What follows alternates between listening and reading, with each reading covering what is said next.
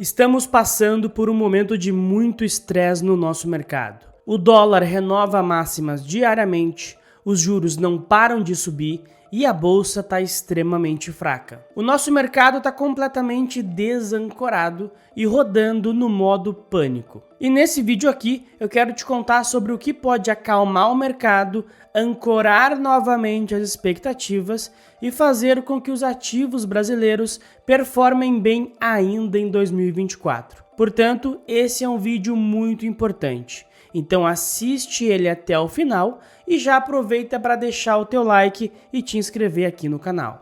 O cenário atual é muito estressante, muito cansativo, tem muito investidor jogando a toalha e acreditando que não existe chance de reversão. Mas quanto a isso, fica tranquilo, sempre existe como reverter uma situação como essas e dessa vez não é diferente. Mas antes mesmo de falar no que pode reverter esse cenário, vamos entender melhor quando iniciou esse momento muito ruim do nosso mercado. O início dessa confusão toda foi uma entrevista do Roberto Campos Neto em um evento do FMI. Naquela ocasião, ele deu uma entrevista extremamente preocupado, principalmente com o cenário da economia americana, que naquela época tinha uma inflação muito resiliente, uma economia muito forte e um mercado de trabalho que não dava trégua. Nessa entrevista, ele também comentou sobre o cenário fiscal brasileiro, o que é um assunto recorrente para qualquer economista ou agente de mercado. Mas o principal risco comentado por ele era justamente o cenário na economia americana. A partir dessas entrevistas do Campos Neto, o mercado começou a esperar um corte de 0,25 na Selic, ao invés de um corte de 0,5, que era o que se esperava a partir do guidance dado na última reunião. E quando chegou o Copom mais uma vez, ele acabou servindo como mais um pouco de gasolina na fogueira. No último Copom de maio, nós tivemos um dissenso, ou seja, 5 integrantes liderados pelo Roberto Campos Neto votaram pela queda de 0,25, enquanto os outros 4 integrantes indicados pelo governo atual votaram pela queda de 0,5. Isso acabou criando um medo, uma narrativa no mercado de que o próximo presidente do Banco Central e que o próximo Banco Central num todo seria muito mais leniente com a inflação e que poderia inclusive cortar o juro na marra sem se preocupar com os dados. Eu, na minha visão pessoal, não concordo com essa visão do mercado. Eu não acredito que existia motivo para ter um grande medo, um grande temor. Até porque, naquela ocasião, cortar a Selic em 0,5 era muito plausível porque simplesmente seguiria o guidance que já estava estabelecido. No entanto, o mercado é soberano e esse dissenso no Copom serviu para desancorar ainda mais as expectativas. Paralelamente a isso, enquanto o cenário interno ficava cada vez mais ruidoso, o cenário externo se mostra cada vez melhor. Justamente o ponto que era visto como o maior risco pelo Roberto Campos Neto está se tornando uma variável muito positiva para a gente aqui no Brasil. Se nós olharmos os últimos dados de inflação, tanto o CPI quanto o PPI, eles vieram bem melhor do que o esperado e já se prevê, inclusive, novamente, 2 cortes de juros nos Estados Unidos até o final desse ano. E se esses dados continuarem vindo bons, certamente o mercado vai prever um número ainda maior de cortes. Mas infelizmente, como eu já comentei, o nosso mercado desancorou. Se antes nós estávamos muito dependentes do que acontecia nos Estados Unidos, agora os nossos problemas internos tomaram o foco da situação. Esse dissenso no Copom trouxe uma incerteza quanto à continuidade dos cortes na Selic e, além disso, nós tivemos a agenda do governo de ajuste fiscal via aumento de arrecadação se esgotando completamente. A última tentativa do governo de aumentar a arrecadação via aumento de impostos foi a MP do PIS e COFINS, que foi uma MP completamente mal elaborada, mal estruturada e que gerou um grande desconforto para o governo. Nós tivemos grandes empresários como Rubens Ometo, que em outras ocasiões inclusive foi um grande apoiador do Lula, falando abertamente e de forma muito crítica contra essa MP e contra essa estratégia geral do governo de fazer um ajuste fiscal simplesmente via aumento de arrecadação. E com essa agenda de fazer o ajuste fiscal somente via aumento de arrecadação se esgotando, o mercado naturalmente começou a colocar nos preços um grande descalabro fiscal, onde as contas públicas vão explodir. E é justamente por isso que nós estamos vendo o dólar subir, os juros subirem e a bolsa cair dia sim, dia também. Só que essa é a maneira do mercado de fazer com que o governo faça aquilo que ele precisa, mas não quer fazer, que é justamente cortar gastos. O mercado é o eterno disciplinador dos governantes. Ele serve para colocar os governos no caminho certo. E essa disciplina é exercida através dos preços dos ativos. Nenhum governo quer ver o dólar disparar, quer ver os juros subindo e a economia enfraquecendo. Então, justamente o mercado dá esse tipo de recado para mostrar para o governo o que ele precisa fazer para realinhar, para reancorar as expectativas. E nesse caso aqui, o governo precisa cortar gastos. E ao que tudo indica, apesar de muito a contragosto, o governo está se movimentando nesse sentido. E hoje existem dois projetos muito importantes que podem diminuir os gastos e trazer uma saúde fiscal para o Brasil muito importante para esse ano e para os próximos anos. O primeiro projeto tem a ver com a desindexação da Previdência Social ao salário mínimo. Quando esse governo entrou, uma das suas principais políticas era a valorização do salário mínimo. Atualmente, o salário mínimo é reajustado pelo IPCA mais a variação do PIB. Ou seja, se o IPCA for 4% e o PIB for 2%, o salário mínimo terá um reajuste de 6%. E a Previdência Social, as aposentadorias, os benefícios previdenciários acabam tendo o mesmo reajuste do salário mínimo. E isso acaba sendo um grande problema.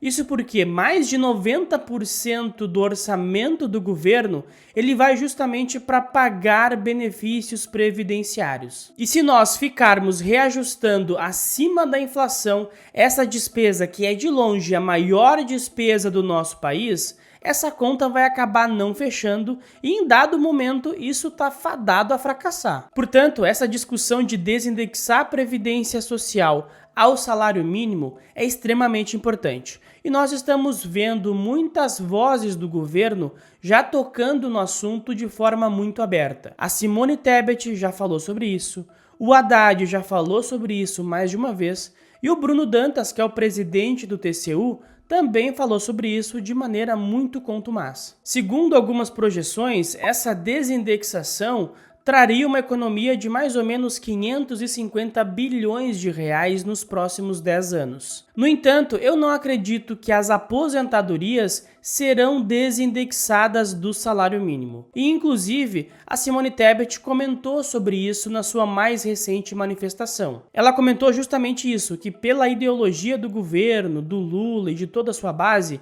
vai ser muito complicado conseguir desindexar as aposentadorias do salário mínimo. No entanto, existe uma alternativa, um meio termo aqui, que já pode trazer uma ajuda importante, que é desindexar os outros benefícios previdenciários, como o abono salarial e o BPC do salário mínimo. Essa é uma medida que eu acho mais plausível de acontecer. E apesar de não ser o pacote completo junto com as aposentadorias que todo mundo espera, é algo que pode sim trazer um alívio importante para o mercado.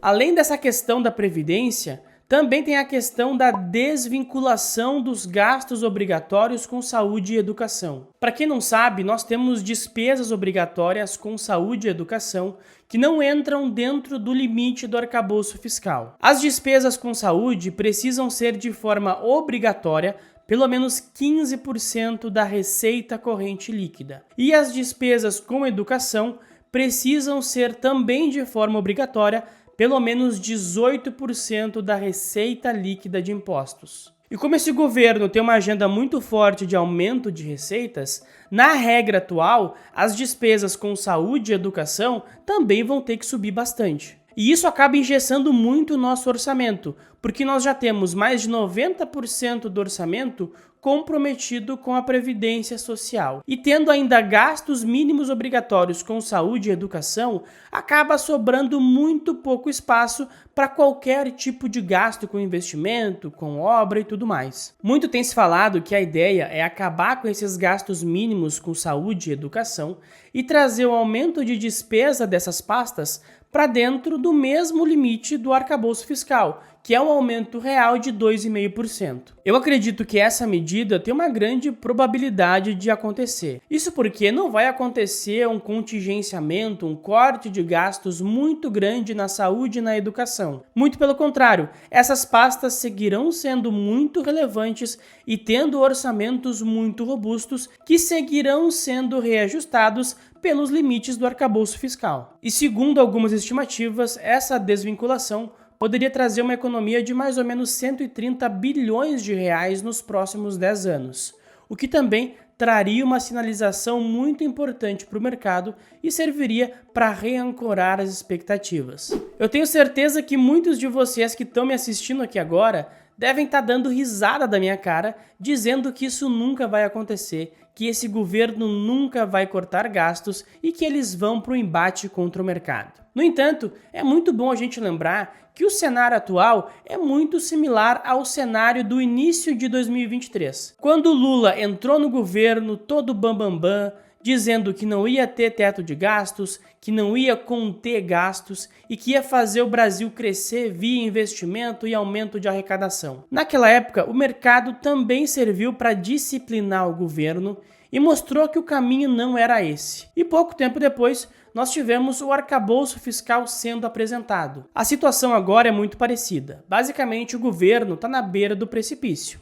O mercado está mostrando qual é o caminho, está disciplinando o governo via preço dos ativos e muitos setores da sociedade também estão se manifestando e dizendo qual é o caminho correto, que é justamente o corte de gastos. Agora o governo tem que fazer uma escolha. Ou ele pula do abismo e peita o mercado, peita a sociedade, ou ele dá um passo para trás e toma medidas mais austeras no âmbito fiscal. Historicamente, o Brasil tem essa característica, que é chegar na beira do abismo e nunca pular. O Brasil sempre dá um passinho para trás, seja de um jeito ou de outro. E como já estamos vendo muitas movimentações dentro do governo, eu acredito que esse governo está entendendo o recado do mercado e muito em breve nós teremos apresentadas algumas medidas para cortar gastos e melhorar o ambiente como um todo. No entanto, enquanto essas medidas não forem apresentadas, o mercado vai seguir disciplinando e pressionando o governo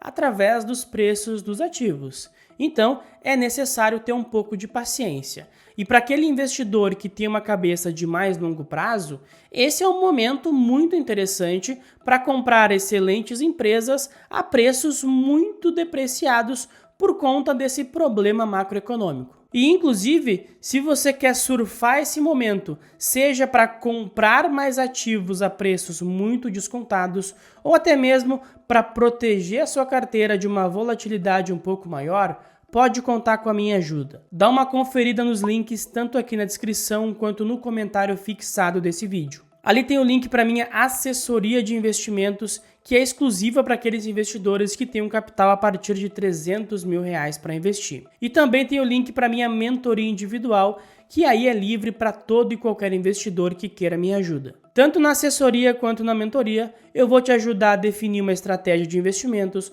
uma estratégia de alocação, uma estratégia de rebalanceamento e, obviamente, vamos escolher quais são os ativos que melhor se encaixam dentro da tua estratégia. Então, vê qual alternativa se encaixa melhor para você, clica no link e preenche o formulário que depois eu entro em contato para a gente conversar melhor. E também não esquece de deixar o like no vídeo, se inscrever no canal, ativar as notificações e de compartilhar esse vídeo com aquele amigo que está desesperado se perguntando quando a bolsa pode voltar a subir. Muito obrigado pela atenção e até a próxima.